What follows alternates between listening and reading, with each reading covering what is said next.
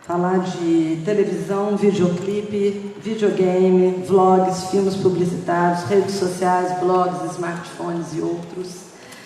E eu convido para essa mesa Daniel Hora, Felipe Dalmolin, Gerard Vormser, Marcelo Machado, Marcos Ligoc, Patrícia Moran e, como relator dessa mesa, Thelmo Fadu.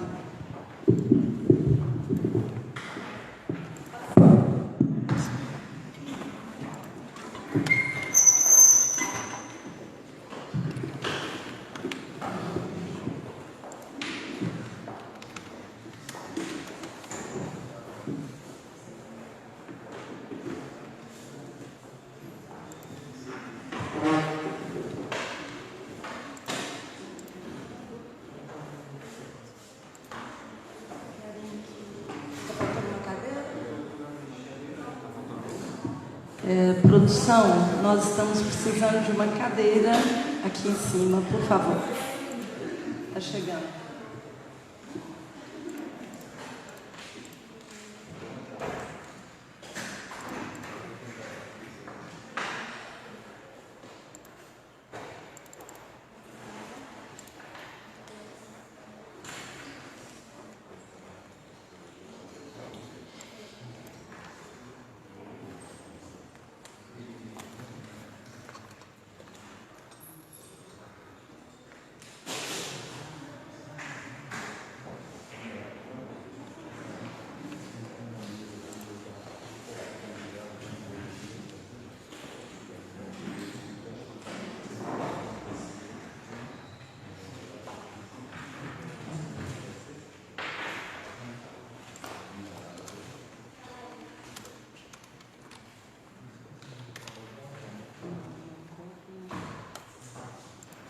Podemos, então, iniciar. Bom, nesse grupo vamos começar também por ordem alfabética com o Daniel. O Daniel Hora é formado em jornalismo pela USP, fez especialização em crítica de arte, escreve sobre artes visuais e cultura desde 2004 para veículos como o jornal Folha de São Paulo e as revistas Bravo, Caderno Vídeo Brasil, Canal Contemporâneo e Trópico. Nós temos aqui as perguntas que foram feitas a esse grupo e que nós vamos tentar abordar e responder, né? Ou ao menos tentar.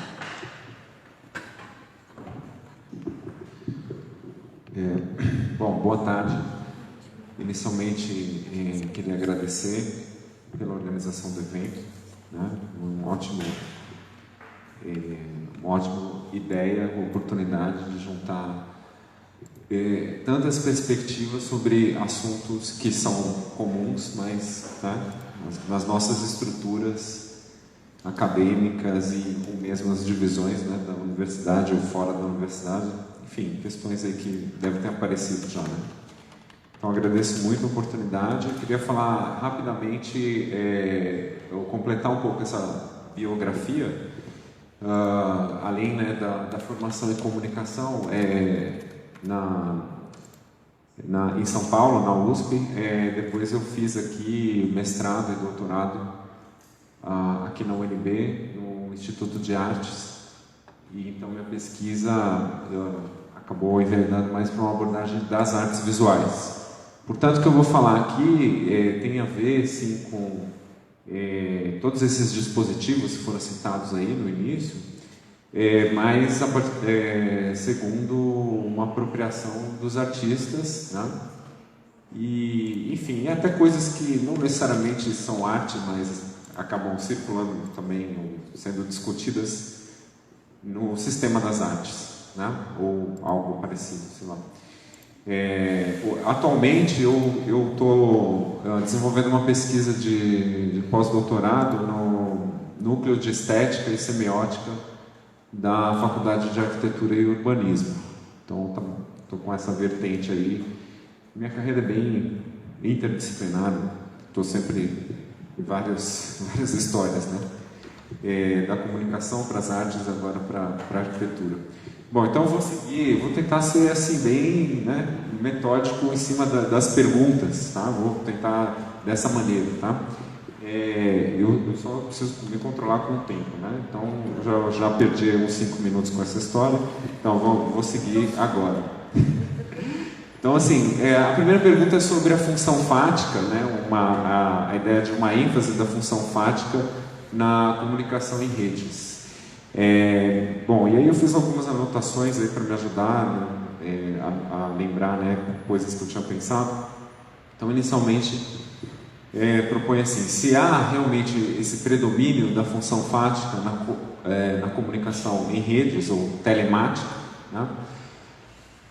Essa condição diz respeito a um novo tipo de contato, diferente daquele contato pensado por Jacobson, que ocorre agora de modo múltiplo e simultâneo, né? Isso, enfim, questões da cibercultura, mas vale a pena lembrar quando pensamos em canal. A ramificação, então, multidirecional complica aquele diagrama original, porque a linha passa a ser assumida como apenas um dos vetores, dos fragmentos de uma grande rede, de uma retícula.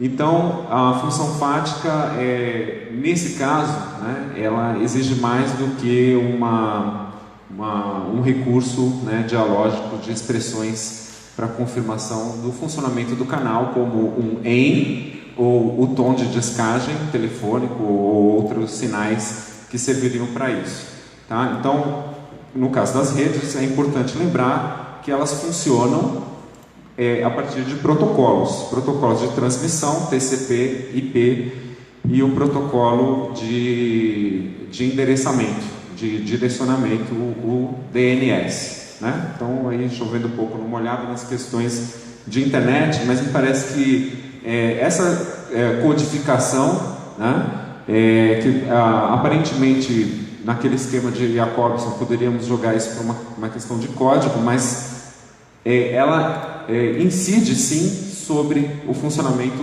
desse canal, tá? E daí deriva, né, um exercício de poder sobre as possibilidades de uso, né, dessas conexões, né? Então a gente pode usar de determinadas maneiras, outras pessoas usam de outras maneiras, existe a chamada Deep Web, né? Então, enfim, há várias camadas de internet possíveis e aprendemos a conviver com uma delas, mas há outras camadas, né, de conexão. Então há duas vertentes, pelo menos, para a investigação dos sentidos que são produzidos a partir dessa nova configuração de uma função fática nas redes. De um lado, a gente poderia falar da busca de uma alta fidelidade da transmissão de conteúdo que é eficiente no sentido da entrega da mensagem ao destinatário correto, mas por outro lado, há também uma certa baixa fidelidade ou infidelidade que é necessária para fazer uma série de coisas nas redes, como o roteamento, né? Então mudar as direções, possibilitar que uma mensagem seja transmitida de um ponto a outro e depois desse ponto a outro, e então isso tudo depende e aí eu faço uma abordagem nesse sentido bastante materialista em relação às mídias, porque enfim, estamos lidando com estados de energia que são carregados nessas máquinas e transmitidos pelos cabos ou por via aérea, mas a questão estamos lidando com a condução da energia que codifica nossas mensagens de alguma maneira, né? E aí isso vai chegar em outro lugar, tá? Então, né, na eletrônica, e especialmente digital, essa condução ela depende dos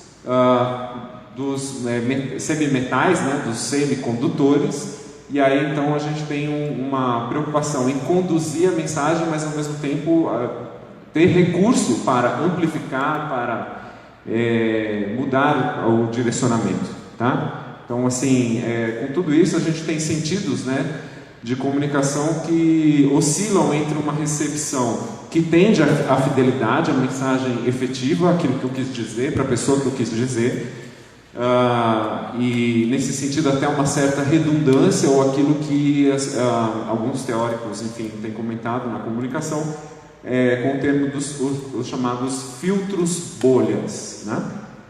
Que refletem as nossas opiniões. Passamos a viver apenas cercados dos nossos semelhantes em termos de opiniões e os diversos usos desses filtros bolhas para a promoção da chamada pós-verdade, que é uma opinião, mas assumida como verdade, né? Então, enfim, né? Então, conceitos aí que estão aparecendo em tempos recentes. E por outro lado, fora essa fidelidade, temos também uma decepção, né? Isso a partir de um teórico chamado Gary Genosco, que é um especialista em Félix Guattari, que fala que a comunicação sempre foi pensada em torno de emissores e receptores, mas aí ele fala que também é necessário pensar sobre além da emissão e da recepção, também sobre a decepção, né? Então, a decepção como o ruído, né? Então, aí a arte tecnológica tem valorizado muito, né, a questão do defeito, do acidente, do ruído, os contágios, e, de certo modo, seria nessa vertente do imprevisto que haveria o aparecimento de informação, de surpresa, né, para além daquela redundância inicial, tá?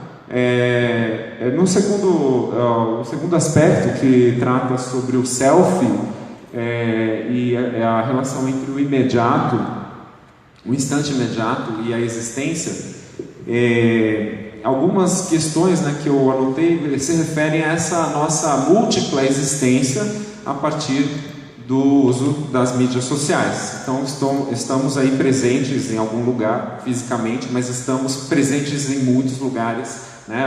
Aqui eu estou falando e meus dispositivos estão ligados, eu estou online no Face, no Google Talk, né, Hangouts, enfim. Eu posso ser achado, inclusive, em outros lugares do planeta, alguém pode me chamar aqui. Essa situação é a que eu me refiro, mas uma situação que não é novidade, porque ela é resultado, sim, de um acúmulo, desde do período da modernidade, dos dados que são colhidos, né, em políticas demográficas, democráticas, demagógicas, em exames científicos, clínicos, laboratoriais, na nossa performance cultural, como atuamos e como procuramos reconhecimento dessa atuação dentro da sociedade, e na nossa produção de rastros, que seria aí uma outra conversa aí, talvez com Derrida, mas que estamos aí cercados, né, de uma produção cada vez mais assim, imensa, né, no sentido de que às vezes eu me pergunto sobre as fotografias, né? Quando eu revejo meu Dropbox de fotografias e a minha pasta lá de fotos, quando foi que eu tirei essa foto? Em que situação exatamente? Eu já começo a me confundir, há uma certa ficcionalização embutida naquilo que seria um registro e que eu sei o que aconteceu. Mas a facilidade do registro se torna... chega a tal grau, né, em que, né, a gente fotografa quase sem perceber, né, não no sentido anterior, né, em que havia uma preocupação com seleção, com uma boa tomada, enfim, né, então estamos aí deixando muitos rastros, e esses rastros, né, quando colocamos nas nuvens, quando colocamos nas mídias sociais, já não nos pertencem, né? Então esses dublês virtuais, embora dependam de nós, né, essas presenças ou ausências virtuais não nos pertencem. Talvez o inverso, né? Estamos numa situação de pertencimento a essa virtualidade, né? E como a partir disso, né, as corporações se aproveitam, né, dos nossos perfis de alguma maneira.